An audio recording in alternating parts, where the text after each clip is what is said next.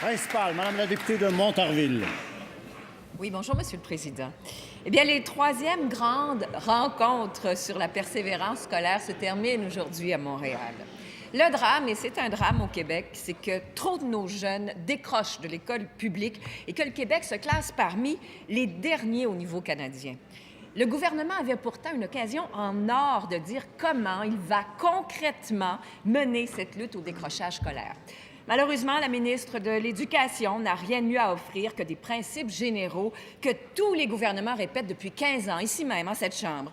Le gouvernement n'a proposé hier aucune mesure concrète pour lutter contre le décrochage. Rien sur le dépistage précoce. Aucun nouveau professionnel, psycho-éducateur, orthopédagogue et j'en passe, n'a été ajouté. Le PQ recule sur sa promesse d'ajouter 600 ressources spécialisées dans nos écoles. Monsieur le Président, dans la lutte au décrochage scolaire, la ministre peut-elle nous dire pourquoi elle décroche? Madame la ministre de l'Éducation. Je vais me permettre, Monsieur le Président, parce que c'est un sujet qui me préoccupe énormément, je crois qu'il préoccupe toute la société québécoise.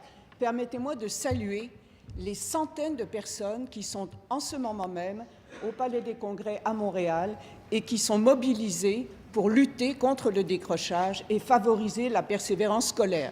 J'ai pris la parole devant eux hier matin, ils étaient 1400. C'est une mobilisation extraordinaire, je pense qu'il faut la saluer. Permettez-moi toutefois de corriger une chose que la députée de Montarville a indiquée. Nous avons, et c'était un engagement de la Première ministre, nous avons dès cette année ajouté des professionnels pour venir en aide aux élèves en difficulté. Sur 4 ans, nous avons annoncé 600 professionnels de plus. Il y en a déjà un certain nombre qui sont dans les écoles à partir de l'année 2013-2014. J'aimerais ajouter une chose, Monsieur le Président. Il n'y a jamais eu au Québec une politique visant la persévérance scolaire. Ce que j'ai annoncé avec la Première ministre, ce sera la première fois. Il me semble qu'on devrait commencer par saluer cette première que de dire il y aura une politique au Québec contre le... Première complémentaire, Madame la députée de Montarville. Oui, Monsieur le Président, quand on parle de l'ajout de nouveaux spécialistes, on parle d'une poignée ici. On est loin des 600. Cela dit, trop de jeunes quittent le secondaire avant d'avoir obtenu leur diplôme. Et savez-vous ce que la ministre a annoncé hier? La grosse nouvelle, c'était le début d'un commencement d'une éventuelle politique nationale. Plus d'1 an après son élection, le gouvernement n'a rien à offrir aux enfants qui ont des besoins actuellement, aux parents et aux enseignants. Monsieur le Président, où est l'ambition de la ministre pour contrer le décrochage scolaire? Ça doit se faire maintenant. Madame la ministre de l'Éducation.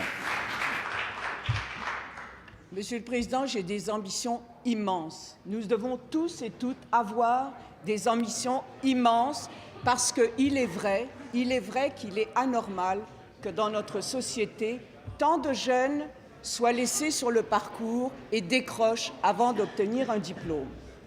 J'ai également donné 3 orientations cette semaine, et ça n'est pas rien. Il y a 3 choses qu'il faut faire. Continuer de mobiliser la société tout entière, ça n'est pas que l'affaire de l'école et des parents et des enseignants.